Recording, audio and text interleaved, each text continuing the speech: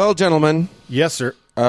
you guys ran away from home for We did. a bit. We So did. We have 2 weeks worth of patrons to discuss. And what a couple weeks. Yeah, no doubt.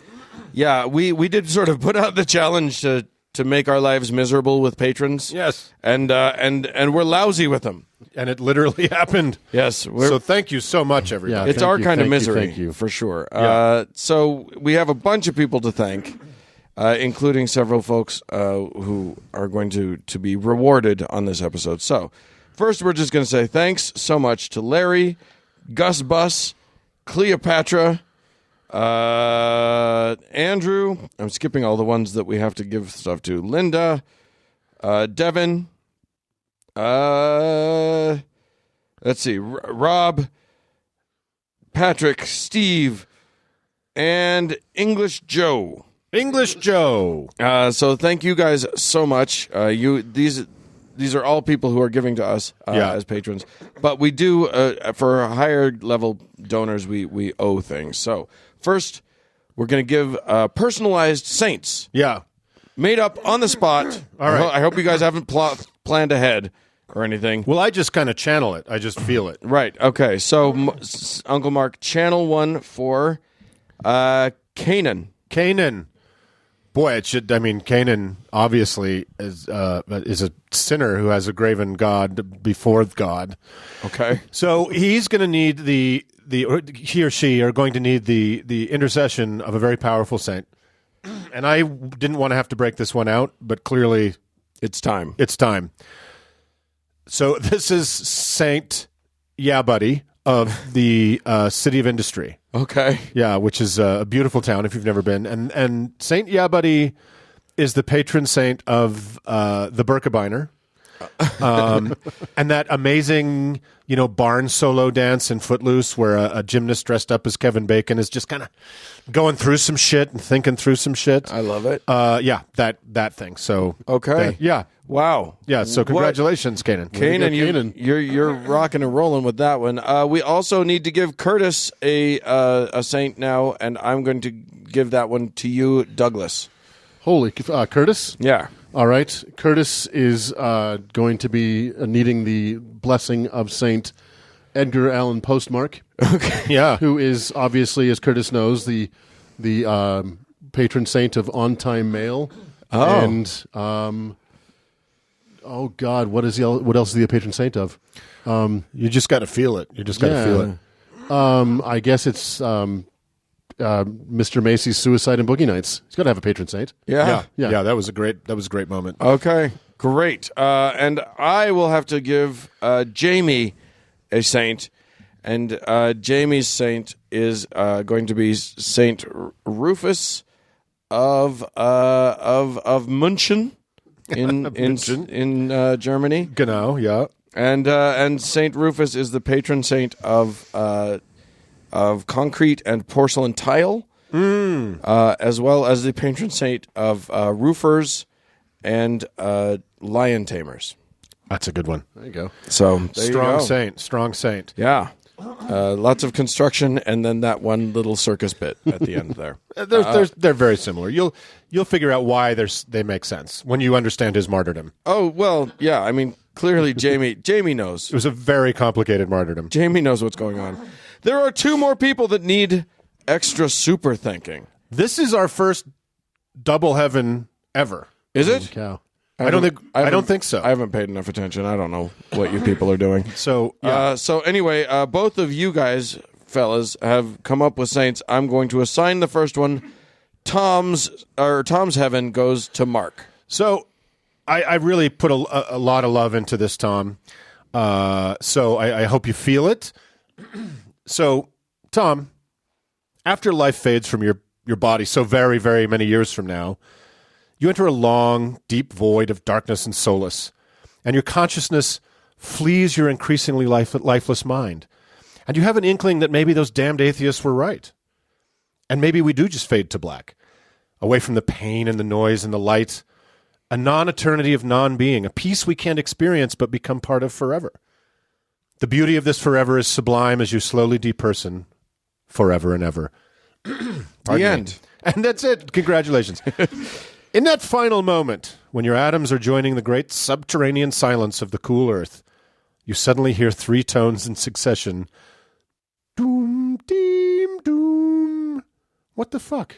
And even more shockingly, That's Totally Tom is taped in front of a live studio audience. Then a song, an almost impossibly upbeat jingle that strangely seems to feature your name and some exaggerated attributes, like Count on Tom when it all goes wrong, and that's why we love having Tom around. You can count on him when the chips are down. What the fuck is happening? Suddenly no longer dead you is asking. That question is not exactly answered when you're propelled through a front door into blinding artificial, quote, daylight. Are you outside? Are you inside? Why is this lawn AstroTurf? An explosion of clapping greets you from a mob of dark forms just beyond the blazing lights. Men with big rolling thingies are pointing those rolling thingies at you. Death is far more confusing than you would imagine, Tom. Just as you're starting to get your bearings, suddenly your view switches to an attractive but nerdy woman in her mid-30s doing some weird chicken dance in a brightly colored kitchen. Then another quick shift of view to a lanky guy in a Hawaiian shirt doing a nutty pratfall in a bowling alley. Whoa! Then another quick cut to an Asian American guy with armloads of groceries trying to open an apartment door while talking on the phone. And the bottoms tear out of the bags. Everything tumbles all over the place, and then he looks right at you. Then suddenly you're looking at the front of what you now presume to be your house, the one you just popped out the front door of, and through the big front window you now see yourself, all these people dancing like idiots, and an old woman with a walker appears in view, watching the revelry. Suddenly, you're looking at her face as she shakes her head disapprovingly. All of this as the weird song dedicated to you comes to an end. And just as suddenly, you find yourself sitting in some kind of living room, and one that not only has 3 splayed walls, you're sitting at a table deep in concentration, trying to put the final touches on an oversized house of cards for some unknown reason. A knock at the door startles you, and you knock it over. And for some reason, the mob behind the lights finds it hilarious. The dorky woman pops through the door. Suddenly you know her name is Sadie, and she asks if you're working on your famous card house. I was, you say sardonically, and the crowd roars with laughter. Sadie shakes her head and looks directly into what you now realize is a studio camera and says, "That's totally Tom." And again, the darkness erupts with laughter and applause. As she makes her way to the attached kitchenette to rifle through your fridge and cupboards, it hits you. Is this a sitcom? Are you actually in a situation comedy about you, Tom? The incomplete house giving way to lights and cameras and a darkened studio audience? The lines you suddenly seem to know? The tape marks on the floor? Is this your reward for wasting the 80s, the 90s, and let's be honest, the first nearly 2 decades of the 2000s in front of the TV? Is this crazy, fun, colorfully episodic eternity actually heaven? If so, you are fucking down with it. Before you know it, Randall, your best friend and the overwhelmed Asian guy from the opening credits, is frustratedly trying to explain how he was in a crowded airport security line and got bumped from behind, causing him to grope the attractive model in front of him. But damn it, Tom, he didn't grope her. He's so upset about the false accusation that you and Sadie are trying to help him reenact the moment, when the door flies open and in pops your nosy neighbor lady and landlord, Mrs. Bamberger. Oh, wow, what an embarrassing, impossible-to-explain moment she caught the 3 of you in.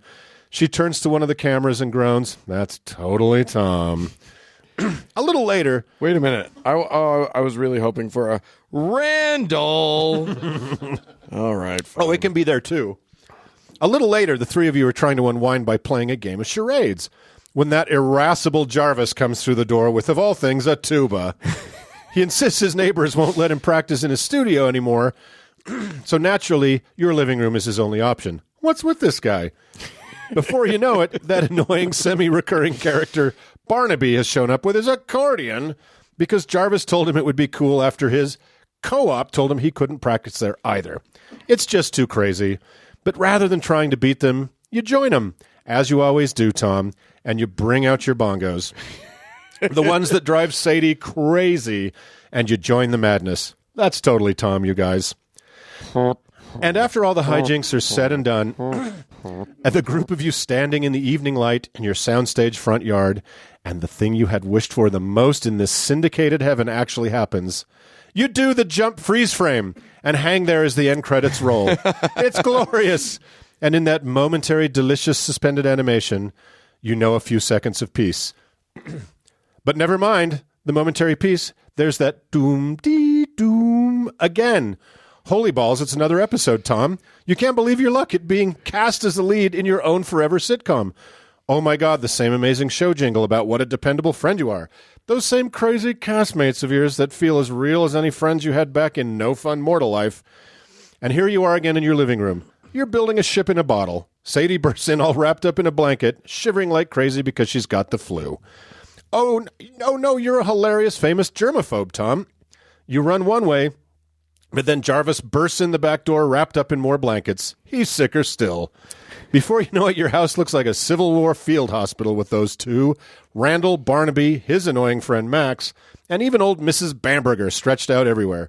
But knowing you, rather than running for the hills, you've turned into a suburban Florence Nightingale and are making a huge pot of chicken soup for your beleaguered friends. Now that's totally Tom. Jump freeze, end credits, doom-dee-doom. Jarvis is really in a pickle. He left a gag gift he made for you because you're a famously heavy oversleeper on the bus. It's a big alarm clock taped to a bunch of fake dynamite. It's all over the news. The police are going crazy. And worse just yet, it's got a card with your name on it. Yikes! But don't worry, Randall and Sadie have a plan to disguise you as an old-timey English colonial explorer with a pith helmet and all. It all goes totally wrong when a news crew mistakes you for a famous expert on terrorism and you have to cook up some story live on national TV as your mustache begins to fall off. The police trace it back to Jarvis, and the episode ends with all the gang having an I am Spartacus moment at the courthouse, and the judge just throws up his hands. That's totally Tom. Jump, freeze, doom-dee-doom. Now, why in the world would Sadie sign you both up for a dance contest? You don't dance. Who are you competing against? It's that Barnaby with your ex-girlfriend, Natasha. This couldn't get any worse. Oh, it just did, Tom. Sadie flips over a banister trying to warm up and strains an old baton twirling injury. You're doomed. Well, you think you are until Jarvis arrives in his best Sadie drag. What a crazy setup. Well, only crazy because Jarvis can dance and takes the lead as you win the contest. But because you're Tom, you come clean about cheating and hand the trophy to your nemesis Barnaby. That's totally Tom. Freeze! Doom-dee-doom. Are we going to go through all 22 seasons of this thing? You're nearly done with your third try at your famous card house when Jarvis inexplicably pole vaults through the front window in an old circus strongman costume. The crowd goes nuts. Then Mrs. Bamberger roars up in the front of your house on her Harley. Freeze, doom-dee-doom. Sadie, how the hell did you get trapped inside the arcade claw machine? And how am I supposed to get Randall's lockpick set when he's trapped on the roof of City Hall? That's totally Tom. Freeze, doom-dee-doom. It's dizzying, Tom. The lights, the laughs, the fun hijinks you get into and then seem to get out of. Just in the nick of time. But wow, working, let alone living in episodic television forever is a grind you never realized what a chore it was. Day to day, day after day, show after show. Your only moment of rest is freeze, doom-dee-doom. Exactly. And Sadie and Jarvis and Randall are great, but if they would just think a plan through before they got you all locked in a mall overnight or having to deliver a speech at the Bullfighting Hall of Fame induction ceremony, you could take a day off. I mean, how absurd can you get? But this is apparently what forever holds for you, Tom. The show is so popular it's been picked up for infinite seasons. Maybe our heavens are a result of the places we escape to hide from the drudgery of our single, precious, mortal lives. And this is the place that you've built with all the lumber you sent to the world beyond from when you were alive. But at least at the end of the day, you can say with certainty, that's totally Tom. Congratulations, Tom, on your heaven, a place from which there is no escape and no respite. Wow. Holy shit. Let's move on from that before Mrs. Bamberger gets her spin-off. We need to get to one more heaven. So, my God, here we are. Joel gets his heaven from Uncle Doug. Well, I don't know how I have to follow that up, but fuck. Try. So Joel, just try to keep it like maybe within the bounds of less than an hour. Joel, your heaven will be to live out whatever bliss you please.